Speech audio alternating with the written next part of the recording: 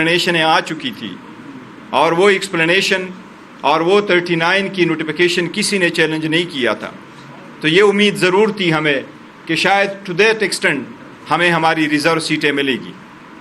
باوجود اس کے کہ پارلیمان میں بیٹھے جو لوگ ہیں 180 سیٹیں پاکستان تحریک انصاف کی جیتی ہوئی تھی اور ہمارا مینڈیٹ چوری کر کے ان لوگوں کو جن کو بحران میں ہونے کا دعویٰ حاصل ہے لیکن ان کے پاس عوامی مینڈیٹ نہیں ہے، اس کے باوجود یہ سیٹیں ہماری تھیں اور سپریم کورٹ کے 8 جج صاحبان نے یہ ہمیں دے دی تھی۔ سپریم کورٹ کے مروجہ اصول کے مطابق کوئی بھی لارجر بینچ بیٹھتا اور ریویو کرتا اور سپریم کورٹ فل کورٹ بیٹھتی اور سپریم کورٹ فل کورٹ بیٹھ کر کے ریویو کرتی تو ہمیں اعتراض نہ ہوتا، لیکن اس طریقے کو اڈاپٹ نہیں کیا گیا۔ ہم نے سب سے پہلے یہ کہا تھا کہ پہلے اس سے کہ ریزرو سیٹوں کا فیصلہ ہو، 26ویں ترمیم جو عدلیہ کے خلاف ایک سازش کے طور پہ آئین منظور کروائی گئی تھی، ہم نے کہا تھا سب سے پہلے 26ویں ترمیم کا فیصلہ ہو، وہ بینچیں ایسے بنے جس میں سارے سپریم کورٹ کے ججز ہو، پہلے 26ویں ترمیم کا فیصلہ ہو اور اس کے بعد سپریم کورٹ کے سارے ججز بیٹھ کے ہمارے ریزرو سیٹوں کا بھی فیصلہ کر لیں۔ آئین کی تشریح درکار تھی آرٹیکل 51 کی، اگر 8 ججز کی تشریح میں کوئی ابہام تھا تو وہ فل کورٹ اب سپریم کورٹ بیٹھ جاتی تو ختم کرتی۔ یہ تاریخ کی کتابوں میں، قانون کی کتابوں میں کبھی نہیں سنا تھا کہ 13 ممبر ججمنٹ کوئی 7 ممبر ججز سیٹ اسائڈ کر سکتے ہیں۔ سپریم کورٹ کا کبھی ایسا طریقہ کار نہیں رہا۔ افسوس کے ساتھ کہنا پڑتا ہے پاکستان تحریک انصاف دن رات کوشش کرتی ہے کہ ہم قوم کو یکجا کرے، ہم جمہوریت کو مضبوط کرے، لیکن بدقسمتی سے قاضی فائزہ صاحب کا سایہ ہمیں چھوڑ نہیں رہی، جس سے ہمیں دکھ اور افسوس ہوا ہے اس فیصلے سے۔ پاکستان تحریک انصاف پاکستان کے 859 کنسٹیچوئنسی پہ 850 کنسٹیچوئنسی پہ ہم نے الیکشن لڑا تھا۔ ہمارا مینڈیٹ چوری ہی صحیح، لیکن جو ہماری سیٹیں جو نوٹیفائیڈ ہوئی تھی، جو ہم جیت چکے تھے، وہ ہماری سیٹیں ایسی تھیں کہ ہمیں 13 جنوری کو جو آزاد نشانات الاٹ ہوئے تو الیکشن کمیشن نے 15 فروری کو ہمیں آزاد نوٹیفیکیشن کا ایک نوٹیفیکیشن کیا کہ یہ آزاد کینڈیڈیٹ ہے۔ ہم نے 3 دن کے اندر الیکشن کمیشن کے سامنے ہم نے نوٹیفیکیشن سارے ایفیڈیوٹ سبمٹ کر کے سنی اتحاد کونسل کو ہم نے جوائن کیا۔ سنی اتحاد کونسل کا ڈاکومنٹیشن 772 پیجز پہ مشتمل ڈاکومنٹیشن ہم نے فائل کیا، جس کی تعداد یہ تھی: نیشنل اسمبلی کے 86 MNAs، پنجاب اسمبلی کے 107 MPs، کے پی اسمبلی کے 90 MPs، سندھ اسمبلی کے 9 MPs کی ڈاکومنٹیشن فائل ہوئی۔ نیشنل اسمبلی میں یہ نوٹیفیکیشن کے خلاف کسی نے ریپریزنٹیشن الیکشن کمیشن میں فائل نہیں کی تھی۔ 22 فروری کو الیکشن کمیشن نے 78 سیٹیں چھوڑ کے 78 سیٹیں جو ہمیں ملنی تھی اس کو چھوڑ کے باقی ساری پولیٹیکل پارٹیز کو اپنی جیتی ہوئی سیٹیں، جو کہ نہیں جیتی ہوئی تھی لیکن برائے نام جیتی ہوئی سیٹوں پہ جتنے ریزرو سیٹیں ان کی ملتی تھی ان کو وہ سیٹیں دے دی، باقی سیٹیں ہماری تھی۔ یہ سیٹیں خالی بھی رکھی جا سکتی تھی، لیکن ہم پہلی مرتبہ ایسا ہوا ہے کہ پولیٹیکل پارٹیز کو ان کی جیتی ہوئی سیٹوں سے یا برائے نام جیتی ہوئی سیٹوں سے زیادہ سیٹیں ملی ہے اس مرتبہ۔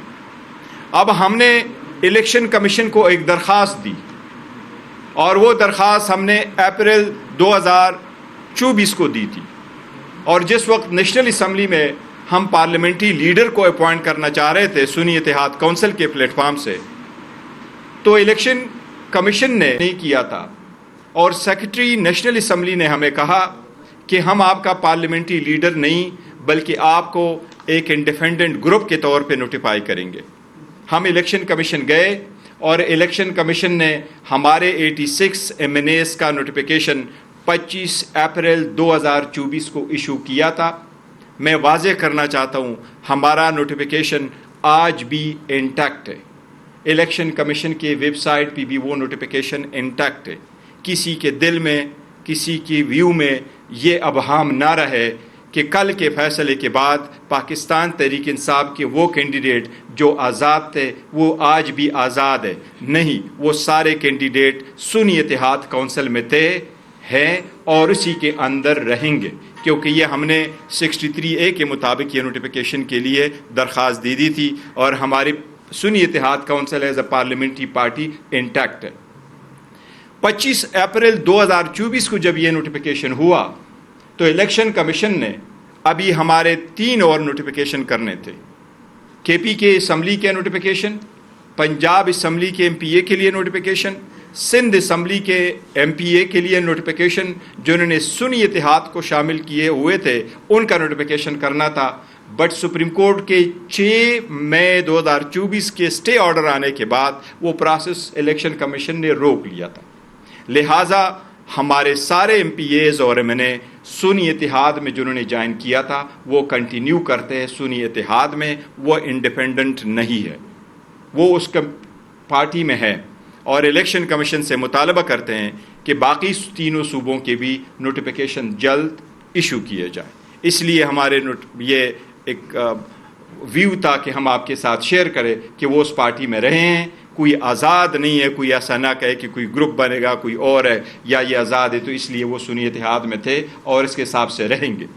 فرق صرف اتنا تھا کہ ان MPA MNAs کے بہاف پہ اور ان MNAs کو ہم ریزرو سیٹیں مانگ رہے تھے، جو ریزرو سیٹیں ہمیں نہیں ملی۔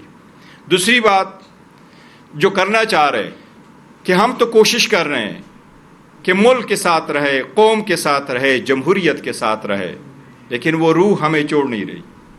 عدلیہ سے ہمیں مایوسی ہوئی ہے۔ خان صاحب نے انصاف کے نام پہ یہ تحریک شروع کی ہے، 27 سال سے اس کے لیے کوشش کی۔ جب خان صاحب نے اس کی بنیاد ڈالی تو رول آف لا اور جوڈیشری کارکردگی میں پاکستان 9ویں نمبر پہ تھا، آج پاکستان 129 نمبر پہ ہے۔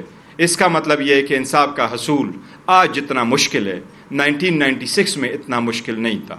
افسوس کے ساتھ کہنا پڑتا ہے جب دنیا نے ہر فیلڈ میں ترقی کی، بدقسمتی کے ساتھ پاکستان کے عدلیہ اور جوڈیشری میں کوئی پروگرس نہیں آ سکا۔ لوگوں کو بروقت اور انصاف ہوتا ہوا کیا نا انصافی لوگوں کو ملی، اس پہ بہت افسوس ہو رہا ہے، لیکن سٹرگل کنٹینیو کریں گے۔ اور اس کی زندہ مثال یہ ہے کہ اب ہمارے پارلیمنٹری لیڈرز بھی سمیت ہمارے کیسز چل رہے ہیں، جس میں ہمارے leader of the opposition in the Senate Shibli Faraz صاحب بھی ایکیوزڈ ہے، جس میں عمر ایوب خان صاحب leader of the opposition in the national assembly بھی ایکیوزڈ ہے۔ جج صاحب ٹائم نہیں دے رہے، جج صاحب کیسز چلا رہے، 9 بجے تک چلا رہے۔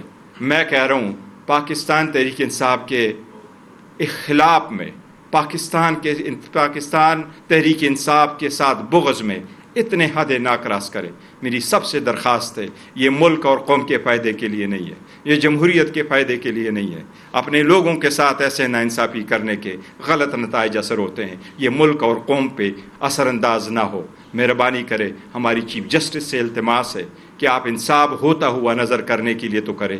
پاکستان تحریک انصاف نہ صحیح، یہ پارلیمنٹیرین نہ صحیح، یہ اس ملک کے شہری ہے، ان کے بنیادی حقوق ہے۔ ہم چیف جسٹس سے برملا اور پرزور اپیل کرتے ہیں کہ اپنے عدالتوں پہ تو نظر رکھے۔ آپ کنسٹیٹیوشن بینچ کا حصہ نہ ہوتے ہوئے بھی اس عدلیہ کے سربراہ ہیں۔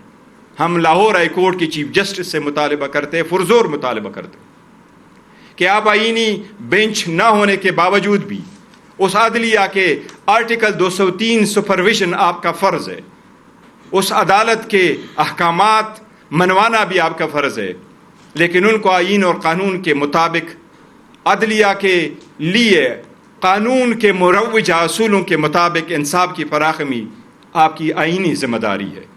میں آپ سے بھی درخواست ہے کہ براہ مہربانی لوور کورٹس کو ہدایات ایشو کی جائے، ڈائریکشن ایشو کی جائے، ہمیں آپ ڈسکریمنیٹ نہ کرے۔ یہ دن گزر جاتے ہیں لیکن لیگیسی لوگ چھوڑ جاتے ہیں۔ ملک کو اندھیروں میں نہ دھکیلے، ملک میں دیرے میں چلا جاتا ہے جب انصاف نہ ہو اور انصاف ہوتا ہوا نظر نہ آئے۔ میری سب سے درخواست ہے اس پہ غور کریں۔